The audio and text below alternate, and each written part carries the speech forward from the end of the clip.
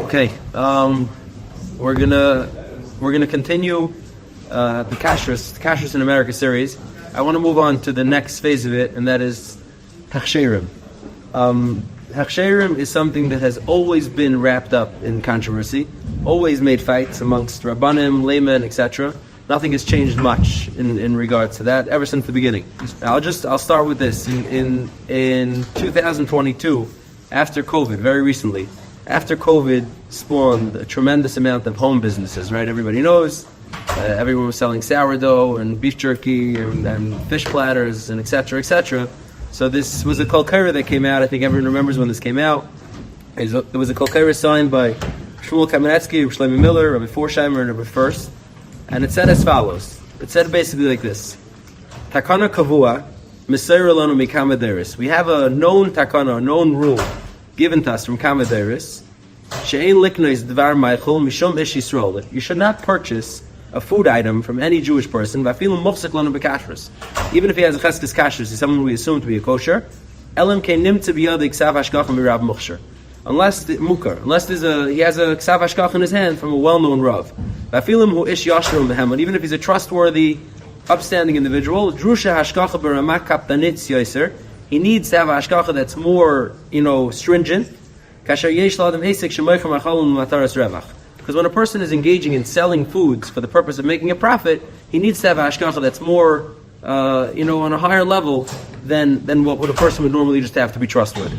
Now, and this became like a rule, and what they were stressing is essentially an old rule that exists already, but a rule that isn't actually in Shulchan Aruch, so it needs re-stressing. Meaning, there's no sif in Shulchan Aruch that says that if you want to buy a product from your fellow Jew, that it has to have a hechsher. There's no sif in Shulchan Aruch that says in order to buy something it has to have a hechsher. A hechsher, the way we know it, al kapanim, was invented in more or less the 1920s. Now, so we gave the background up to the point of the Shechita fights in New York and etc. All those fights. Now, in the early 1900s, as there started to become more products available on the market, and there was a lot of advertising trying to loop in Jewish purchasers to buy these products, especially in like submarkets like New York City where there could be 2 million Jews or whatever, a huge chelik of the market would be Jewish people. And ostensibly everyone at that point was still trying to keep kosher on some level, even if they weren't mamish, medaktikim, they were trying to keep kosher. And there would be advertisements in Yiddish and all the different papers to sell products. So there started being this tumult, like, how do you know what's kosher, how do you know what's not kosher? Now, the earliest hechsher in America is something called the Zivchei Tamim, which was a group of people that got together to organize for shechita, but that one never had any sticking power. So now, the first hechsher in America is actually the OU. Now, it's a great machlekes between the OU and the OK. Who's the real first hechsher in America? And I'll explain to you why. The OU was founded in 1896 by a Sephardic Rav, Rabbi Henry Mendez Pereira. We spoke about him in the past. He was the Rav of She'eris Yisrael in Manhattan, and he founded the OU. Now, the OU at that time was just an organization to keep all Orthodox kehillas in New York, in America, connected, so that they could do things as a group. They would have more bargaining power, they had more leverage, they could make rules amongst themselves. The kashrus division of the OU did not start in 1896. In the 1820s, the OU decided to move into the kashrus field. They decided it was time to start certifying products for the Jewish market, and they brought in a balabas, a layman. His name was Avram Goldstein. Now, Avram Goldstein has been kamat scrubbed from the history of kashrus in America. There's no Wikipedia page on Avram Goldstein.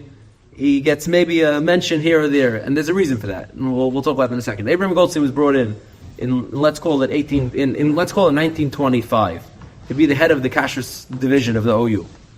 Now he is a balabas. He never went to yeshiva. A real, he came from Europe, but he didn't have much of an education. He's a balabas. He was a self-taught chemist. He was not a chemist from school either. He taught himself chemistry to understand food chemistry and etc. He taught himself chemistry, and like a lot of people who are autodidacts, people who teach themselves everything they know, he had very, very strong opinions. He was not willing to bend for anybody, and that included Rabbanim, that included his people who paid his paycheck, it included everybody. Abraham Goldstein was headstrong. He taught himself everything he knew, and he was very headstrong. Now, Abraham Goldstein became the kashrus administrator of the OU, and he started slowly picking up some products, some companies. I think the first product in America to have an OU hechsher was Heinz baked beans. still has it. So that's a good success story. It's almost 100 years later. It still has the OU. And he started picking up products. Now, at a certain point, Abraham Goldstein got into a major fight with his superiors in the OU. Well, it didn't. First of all, Abraham Goldstein at a certain point decided as follows. He decided that in order to be able to analyze the products that are being brought in front of him for Hechsher, you need to know the chemistry. You have to have a lab. So he opened something that we know today as the OK. It was called the Organized Kashrus Laboratories. It was actually a lab that was meant to analyze the food so that he didn't have to rely on anybody else telling him what's in them. He himself would be able to know what's in them, and he could certify if it's kosher, if it's not kosher.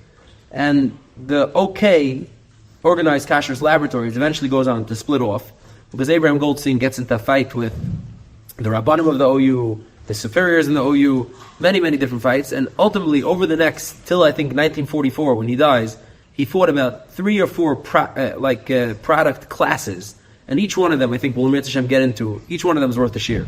He fought about glycerin, he fought about gelatin, he fought about rennet, and each one of these things are used, they're just like a scientific throwaway name, but they have very, very famous products that are relevant. For example, the glycerin shayla tells us in Coca-Cola. That was a big machlekes between Abraham Goldstein and others, different rabbanim. We'll talk about that. The gelatin shayla is Jello, but many, many other foods. Jello was such a mainstay product that in 1955 the conservative movement put out a tshuva to argue against the Orthodox movement about Jello. The food Jello became like a calling card to decide if you're conservative or you were Orthodox. If you had Jello for dessert, that meant you were conservative. If you didn't have Jello for dessert, you were part of the Orthodox camp. It became a very big food. Rennet was something that was very relevant to chocolate bars. Now you have to have these products that we take for granted in the 40s, 50s, 60s. These were coming on the market, and these were like the hottest thing. A housewife who was shopping every week would go to the grocery and see 10 new products that never existed. This was like the golden age of food development. And Abraham Goldstein had himself like a soapbox where he would rant.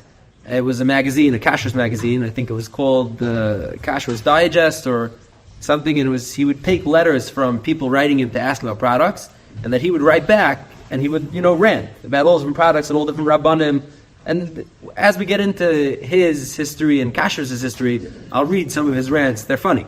And he was a very, very passionate and a strong-minded individual, but this is why he's been scrubbed kemat from the OU, from the history of Kashrus, and ultimately what develops is the OU and the OK in the 1930s. And in the 1930s, Abraham Goldstein, who was a much more motivated, aggressive man, was picking up much more companies than the OU. In one of his letters in his Kashrus magazine, he makes fun that the OU has a list of, I think, 81 companies or products that they certify.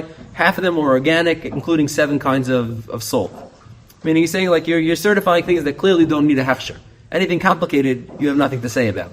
And I'm the one who you have to turn to for complicated things. I mean, it was very colorful and controversial. Now, the way the Hechsherim eventually took root in America, we mentioned this briefly, is with the power of trademarks. Because in America, you could trademark a symbol, and then nobody else is allowed to use that symbol. So the OK or the OU trademark their symbol. In order to buy the right to use the symbol of the OK or the OU, you have to pay the OK or the OU money. So they trademarked the symbol, and if you violate the trademark, you could be sued. Which made it very important to have large kashrus organizations. Because if I'm just a small-time Rav somewhere, and I trademark, OC, whatever, so I trademark it, and then I want to sell it to you, but you violate my trademark, I don't have the budget and the deep pockets to sue you and to make a fuss and really go to court. So there's no mirsis. You're not going to be afraid to use my trademark. Well, what's the big deal? There's nothing I can do to you. But if you take a big organization like the OU or the OK that has the ability to sue someone and to really ruin them financially, so their trademark carries weight. So that became the standard for kashrus in America.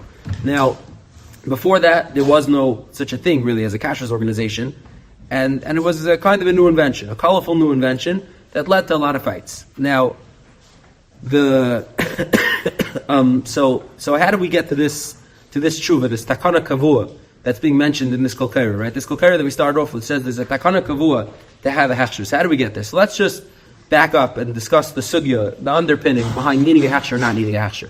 Now, there's a bakanta halacha that every single person who learned in yeshivas knows, and that is eidachad nem bisurin. Right? That's a straight halacha that any Jew who's not a chasher, who's a kosher Jew, is neman bisurim. It's a Gemara in Gittin, and Yivamis, and Shabbos, it's Mishnayos, and Trumas, it's all over the place, right? Rashi says in Yivamis, and in Gittin he follows it up a little bit more, that Eidachad Neman B'Yisurim, any Jew is Neman to get with Yisurim in regards to sharing them and feeding them to other people, because if not, society can't function. There's no way for anybody to eat by his friend or for anybody to share anything. It's impossible. This is how it has to be, which is an interesting svara. Taisa says something else, other Rishonim say something else, and it's a great sugya about the limitations and when it is and when it isn't, etc. But it is a halacha psuk in Shulchan Aruch and Simon Kuf Chav Zayin in Yeridea, where the Shulchan Aruch says Eidachad Neman B'Yisurim, and that is the halacha. And there's no chiluk on that halacha. The only shaila is he neman lehetera or leisura? Is there a difference when it's biyadai, when it's not biyadai? Meaning there's limited criteria that are modifiable, that change in regard to Eidachad Neman B'Yisurim, but overall there's a halacha pshuta in halacha psuka that everybody knows that says Eidachad Neman B'Yisurim. So where would there be makom to be mechayev a hechsher?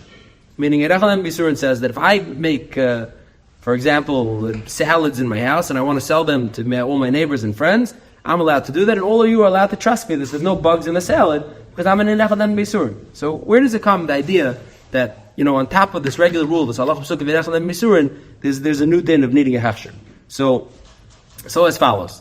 There's a Gemara in Avodah Zarah, and the Gemara says as follows. Amar Rav, Chaves asur b'chaysem echad, champag mutar b'chaysem echad.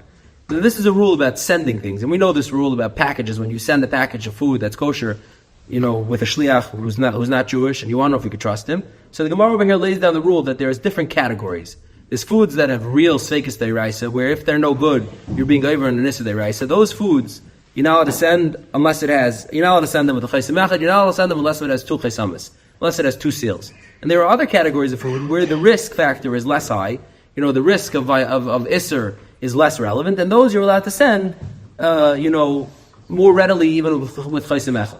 Now the Gemara continues, and the Gemara says another thing. The Gemara says, Ein likhin yamach machkag, which is another list of foods, besurya, which is v'lei yayin, v'lei muris, v'lei chalav, v'lei melach, v'lei chilsis, v'lei gvina, elemin amumchim. Now this is a din that the Gemara says that in Surya, where seemingly there's less Torah. Surya is a little bit farther removed from the center of Torah, and therefore they're less knowledgeable about everything halacha based. And therefore, these foods where there's makom for a suffix, you're not allowed to buy them from Surya, unless it's a guy who's a mumcha. Unless it's a guy who's well known and you could trust him, you can't buy these foods from there. Now, in these 2 little gemaras over here that talk about needing a siman and needing, a mumcha for certain things, is where the kernel of hechsher starts coming from. Is where you see Chazal expressing already the idea that something that's open to shayla, something that has a suffix, you can't just rely, as easily. Now, based on this, there's a Rambam. The Rambam in Hilchos Mechalos Asura says as follows. The Rambam says, and the Rambam is applying this din and taking it a little further. Says the Rambam, Bizman Shais Eretz Yisrael, Kula li Yisrael. At the time when Eretz Yisrael belonged all to Jews, they would buy wine from any Jew. There was no chashash. You could trust that you could buy it. And in Chutz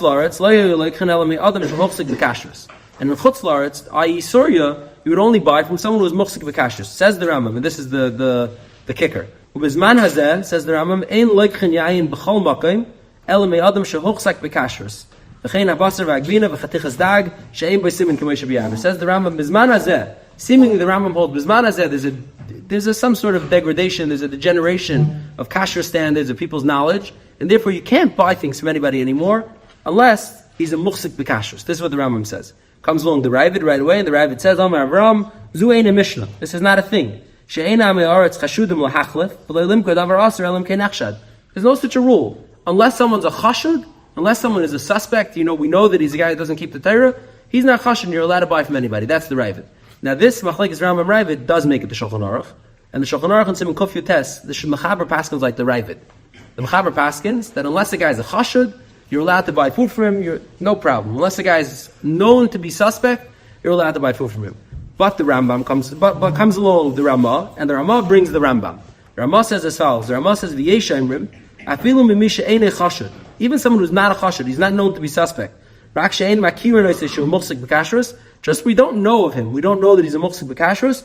Aser liknois, you're not allowed to buy from him, mimenu yayin, or shar dvarim, sheyesh lachash le'isser. Meaning you're not allowed to buy anything that there's a chash isser from somebody who's not known to be a kosher person. Who's not known to be a trustworthy person. So now we have the Machlekes, the Rambam and Ravid making it the Shulchan Aruch. The Ramah seems to be being machmer and saying, like the Rambam, that unless a guy is a known entity, that he's a known kosher, you're not allowed to be samech to buy food from him. Now, the Shach over here brings that most Rishonim hold like the Ravid, not like the Rambam, and you don't need to be machma like that. And the Kafachayil Mashal collects a list of, I think, 10 Rishonim that hold like the Rambam, and that holds like the Ravid, I'm sorry.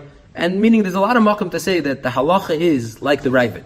Even though the Ramah brings Yesh Machmirim, not to buy unless the guy is known entity, the Paiskim on the page, for the most part, the Shach and others collect them, the Goyin, the Shach, the Kafachayil, all bring that the halacha seems to be like the Ravid. That one really is allowed to buy food from a kosher, any Jew, as long as he's not a chassid, you're allowed to buy from him.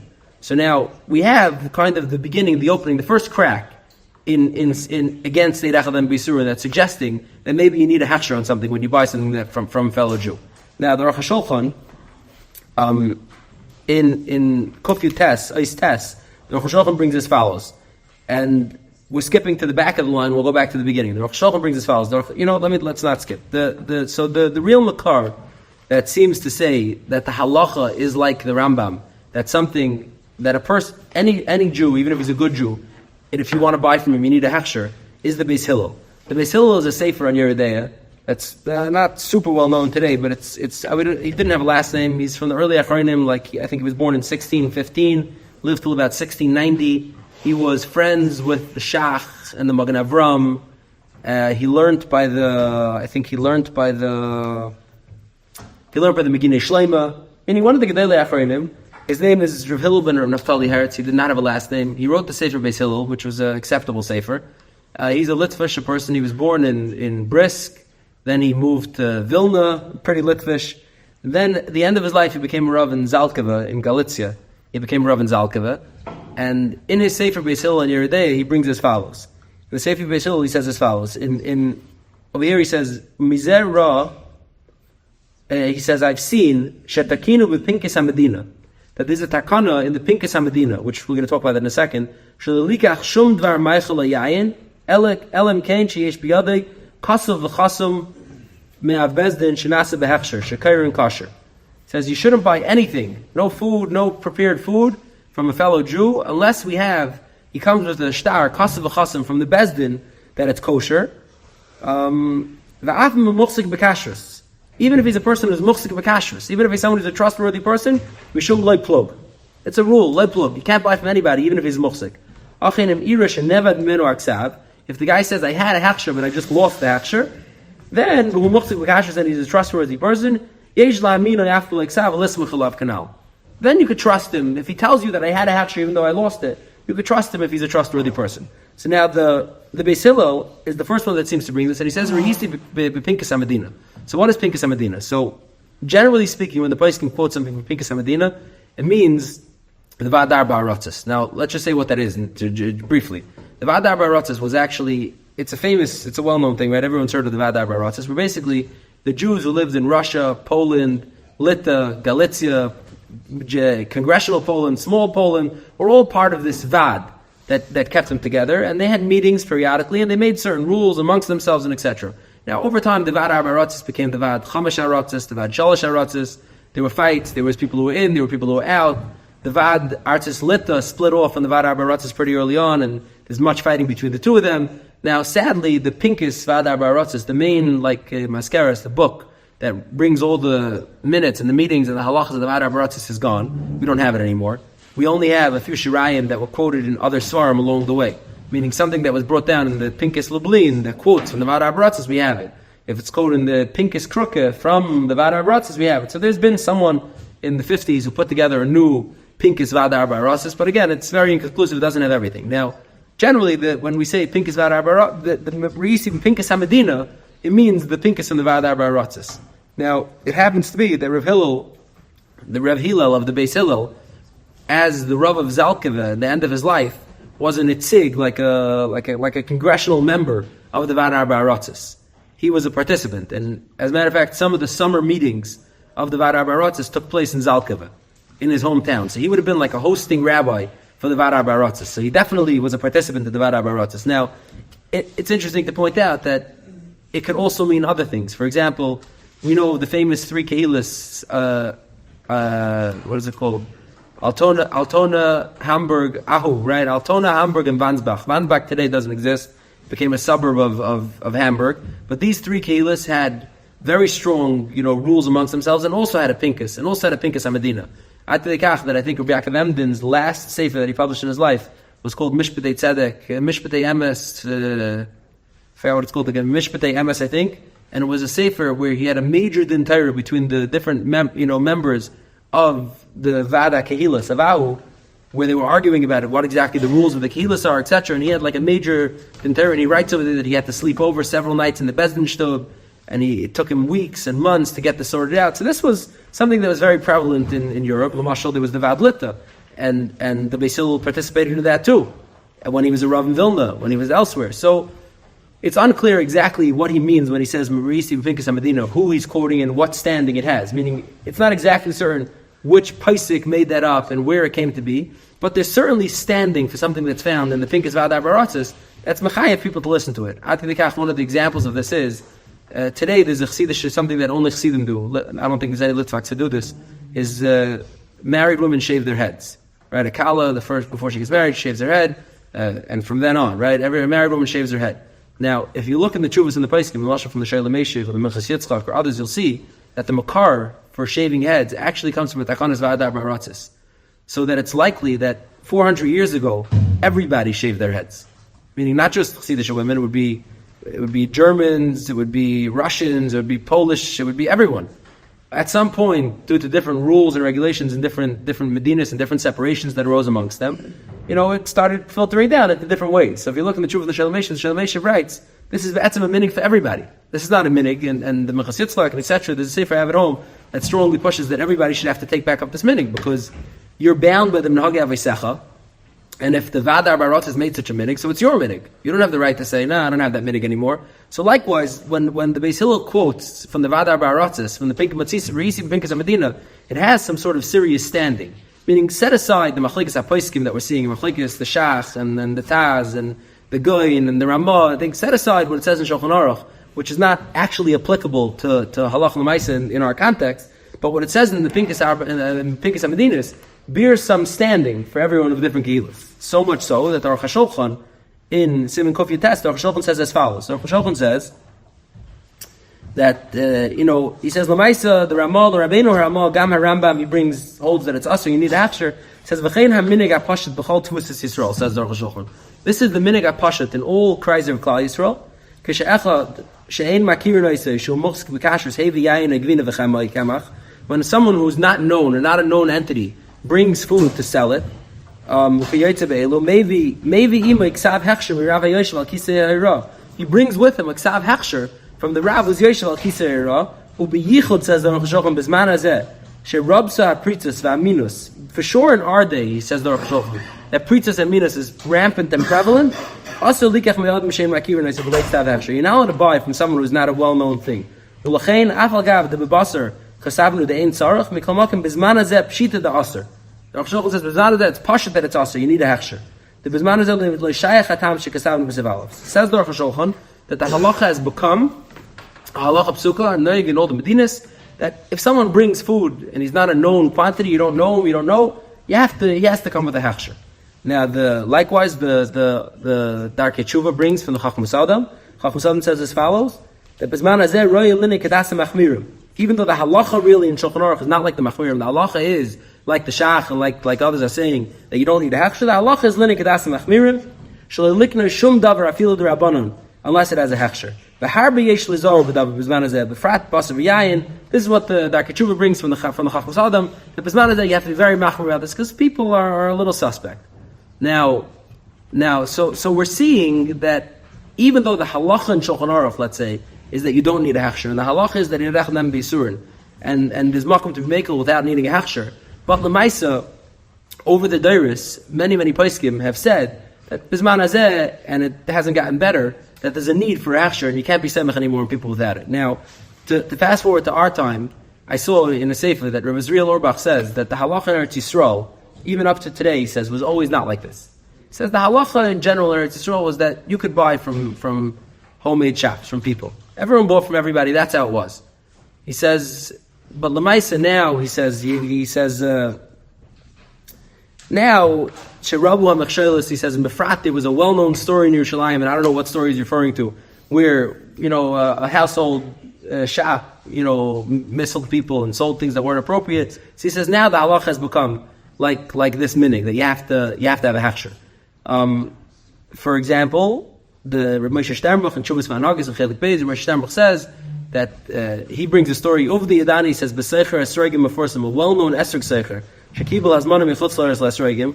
He got an order for Esregim from Chutz Laaretz, built in Merkavim. They wanted good, high-quality Esregim.